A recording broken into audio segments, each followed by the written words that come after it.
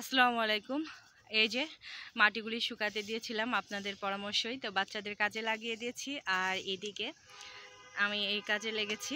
তো আরও দু একদিন রাখতাম, মানে শুকাইছে, মোটামুটি ভালোই শুকাইছে, আর অল্প একটু ভেজা আছে মনে হয়। তবে যা শুকিয়েছে আলহামদুলিল্লাহ। সামনে আবার মেঘলা দিন কিংবা বৃষ্টি হওয়ার সম্ভাবনা আছে, এই জন্যে হচ্ছে আর কি উঠিয়ে নিচ্ছে। আলিফ, তোমার মুতু ধরেছে, যা মুতু দিয়ে আসো।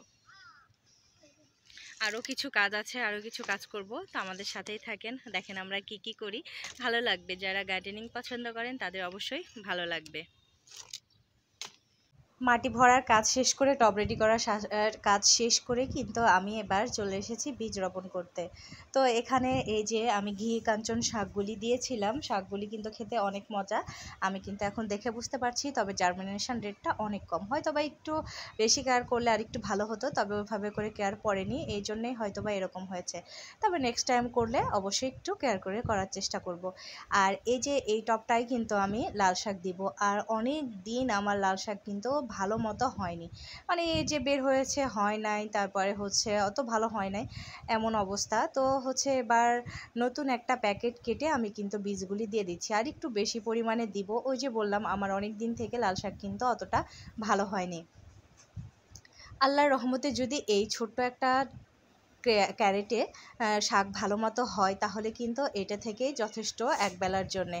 তো একটু বেশি করে দিয়ে দিচ্ছি। আর হ্যাঁ, আপনারা একটু খেয়াল করলে বুঝতে পারবেন যে মাটিগুলি ভেজা, আসলে মাটিগুলি ভিজিয়ে তারপরে আমি বীজগুলি রোপণ করছি। এতে করে ওপরে বীজ বপন করার পরে পানি দিতে হবে না, এতে করে বীজগুলি এলোমেলো হয়ে যাবে না। অবশ্যই আপনারা এই বিষয়টা খেয়াল করবেন যে মাটি ভিজিয়ে তারপরে হচ্ছে শাকের বীজ বপন করে হালকা করে মাটি দিয়ে ঢেকে দিতে হবে। এতে করে বীজগুলি তার নির্দিষ্ট মানে যেখানে বীজ পড়বে সেখানেই থাকবে, ভেসে যাবে না, এক জায়গা থেকে আরেক জায়গায় চলে যাবে না, বা কোথাও কম বেশি হওয়ার সম্ভাবনা নেই। আপনি যেভাবে বীজ ছড়াবেন ঠিক সেভাবেই হবে।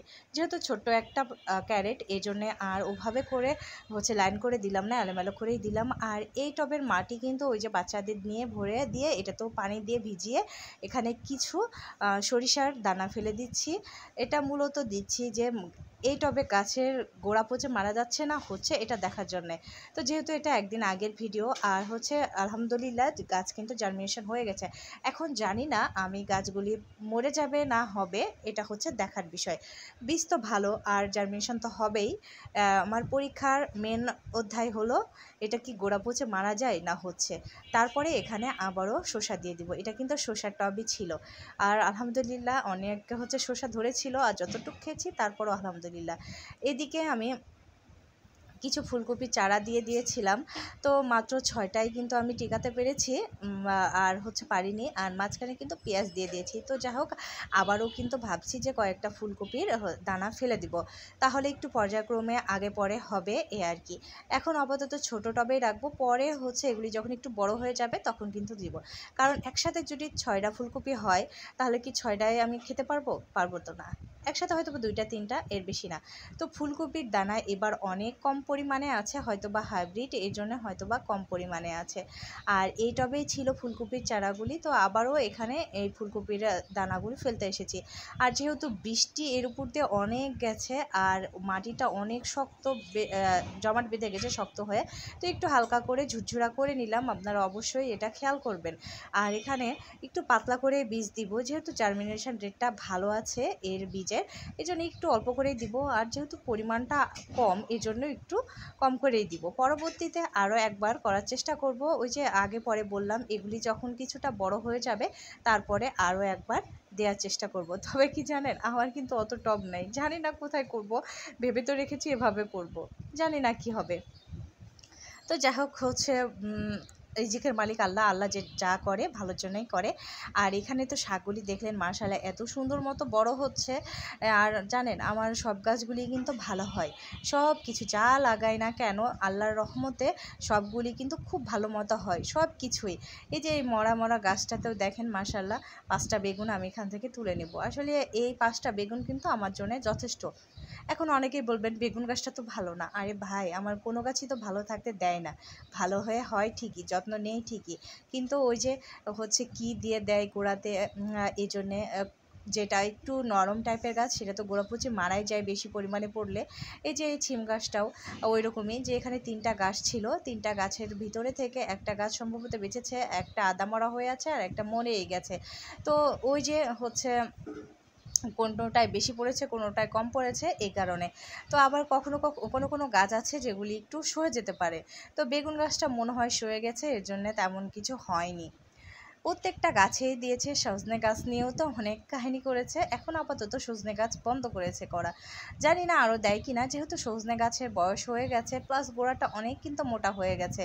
যেটা আমার মেন গাছ ওটার মেন গোড়া যেটা সেটা শাখা ছাড়া ওটা কিন্তু অনেকটা মোটা। তো এই জন্য হয়তো বা এইসব আর দিলেও কাজ করে না, এ আর কি, এরকম এমনটা হতে পারে। কারণ হচ্ছে আমার সব গাছই যেহেতু এরকম দিতে থাকে তাহলে কেন ওটাতে ছাড় দিবে, এইটা হচ্ছে কথা। তো এই মরা গাছে আর যেই গাছটা তাজা আছে সেই গাছে যে ছোট ছোট ছিমগুলি ছিল সেগুলি কিন্তু যেগুলি মানে শুকিয়ে যায় নাই সেগুলি তুলে নিব।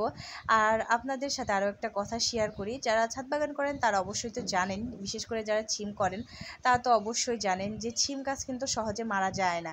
যদি হচ্ছে ফল ছোট ছোট থাকে তাহলে ওই ছিম গাছে মরে গেলেও ওই ফলগুলি একটু খাওয়ার উপযুক্ত হয়ে যায়। আর লাউটা দেখলেন এভাবেই কয়েকদিন থেকে ঝুলছে, শক্ত হয়ে গেছে কিন্তু মরেনি। গাছ তার পর্যাপ্ত গাছ তার খাবারগুলি দিয়ে তার ফলটাকে এভাবে করে তাজা করে রেখেছে। যদিও গাছ একেবারেই শুকিয়ে গেছে, পাতাগুলি একদম ব্রাউন কালার হয়ে গেছে, ডগা কোনো কোনো জায়গায় শুকিয়ে গেছে, কোনো জায়গায় হালকা একটু সবুজ আভা আছে। তো কি করব বলেন, হচ্ছে আমার এমন ক্ষতি করে, তো করতে থাক, সমস্যা নেই, আমি আমার কাজ চালিয়ে যাব। আগেও আপনাদের সাথে শেয়ার করেছি, এখনও করি, আপনারাও আমাকে মানসিকভাবে সাপোর্ট দেন, আমিও আমার হচ্ছে নিজের চিন্তা ভাবনা নিয়ে নিজেই ঘুরে দাঁড়াই। সব মিলিয়ে দেখা যায় আমার ঘুরে দাঁড়ানোটা হয়ে যায়।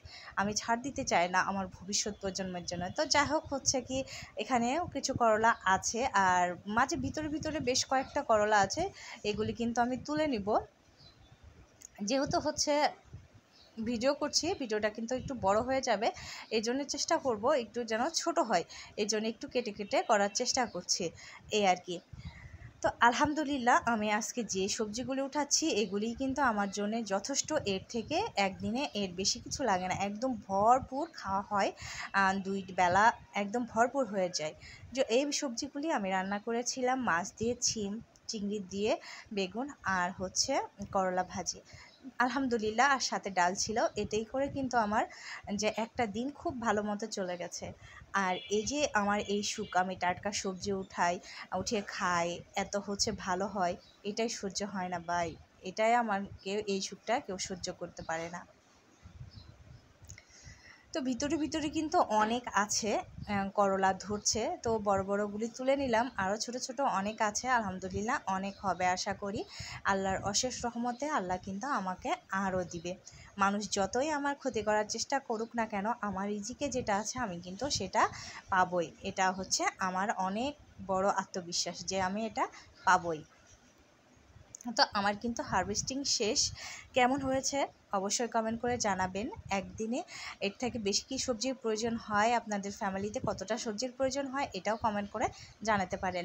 আর ইদানিং আমি কমেন্টের কিন্তু একদম রিপ্লাই দিতে পারছি না, আসলে অনেক ব্যস্ত থাকছি, জানি না এই ব্যস্ততা আমি শেষ করতে চাই না, আমি যেরকম ব্যস্ত আছি এরকমই ব্যস্ত থাকতে চাই।